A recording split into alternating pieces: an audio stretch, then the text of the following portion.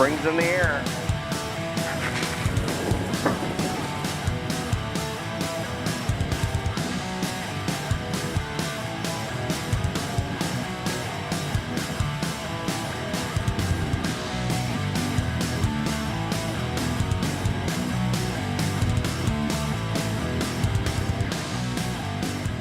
Hey, it's Kip here. Well, I'm finally going to give you guys an up-to-date video on the S10 build. That's right, it's been a while, it's been a few months since I've talked about it. Trust me, I've been working on it quite a bit, especially in the last couple months. I will admit I took a few months off it, during deer season and stuff, but I'm right back on it. I've been on it heavily for the last couple months, at least several weeks now, and I'll tell you where we're at. I'll tell you, it hasn't been easy. It's been very difficult. I've had the motor and training transfer case in once or twice. I had to do some adjusting. I'll explain to you that as we go along here with the video camera. Let's take a look at where we're at right now. It is back on the mock-up rims and tires. I do have the 35s for it, but I just put the mock-up ones back on it. I'm going to bring you up to speed of where we're at. The motor and training transfer case is currently in it. I had to redo the motor mounts. I started out with the Transdat mounts, with the crossover and all that. Well, once I got the drive shafts all built, my front drive shaft was still binding up. We'll take a closer look at that right now. Underneath here, the front drive shaft, we had them all cut, and the front drive shaft actually still bound up. So in order for me to get the right angle, we changed the pinion angle, did the best we could with that without going too far, without affecting the steering.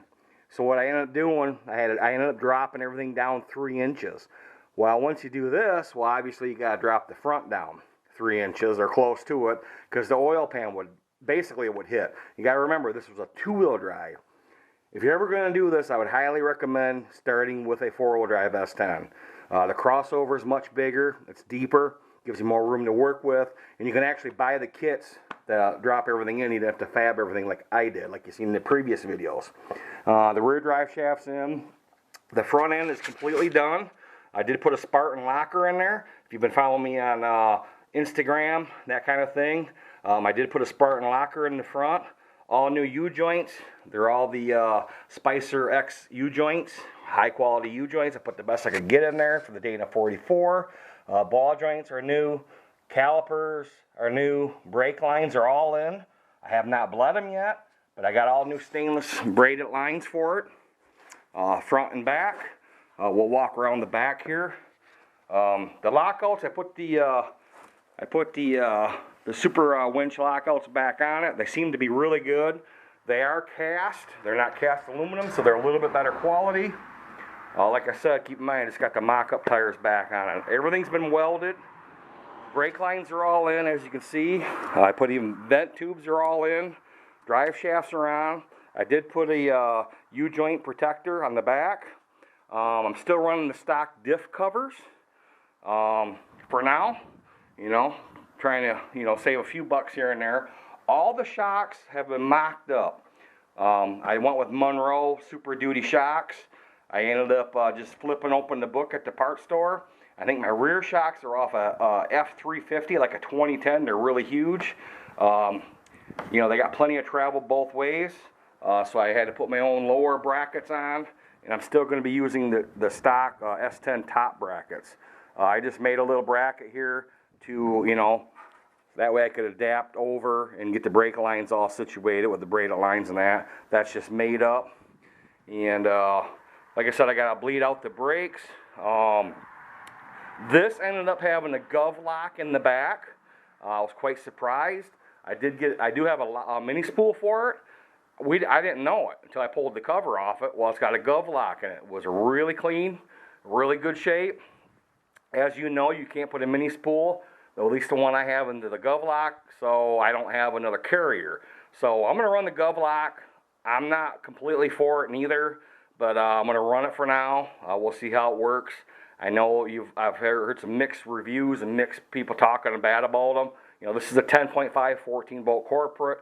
We'll see. This came out of a heavy-duty truck that wasn't really abused or nothing. It was more of a farm truck. So I'm thinking it's probably in good shape. We'll find out. If it doesn't work right, I will get a different carrier and then we'll drop that in. But like I said, all the brake lines are ran. The shocks are all mocked up. And you can see here, I'm still working on the shift cable. I'm going to try to use the factory shift cable for the column shift. All the brake lines, like I said, even the front shocks are mocked up. I think these are, I want to say these are Ford shocks too I'm using on the front. As you can see over here, I got all the bolts and everything. I had to actually reuse these brackets off the original shocks off the S10. I just ground the one side down, pound them through, and these are actually off a F350, like a 2010. They're pretty huge. They're Monroe's, lifetime warranty, so I'm pretty happy with that. As you can see, we were talking about earlier about the, I'm going to tell you what, the exhaust, I had headers already custom made for it, but once I dropped this motor down, they would not work. So I ended up going with a set of ram horns, the 2.5-inch ram horns. I thought them would clear. Time I got those in, they still hit the frame well, the frame here.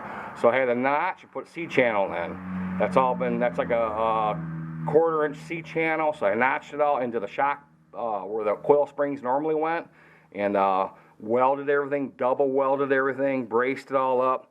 Made my own. I'm actually still using part of the old Transdat mount, the ones that are on the motor. This one I had to cut and move the one tab over. I put a couple brackets over, gusseted everything very well.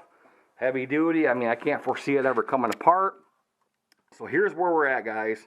I got to finish buttoning up the torque converter bolts, the torque converter cover, put the starter in, start working on the electrical and the exhaust, obviously. But now with the ram horns, I mean, everything's wide open. I mean, you can get to everything you want. I did put a proportioning valve in for the rear brakes. I'm running a stock 2001 S10, the regular wheels, or the master cylinder for this.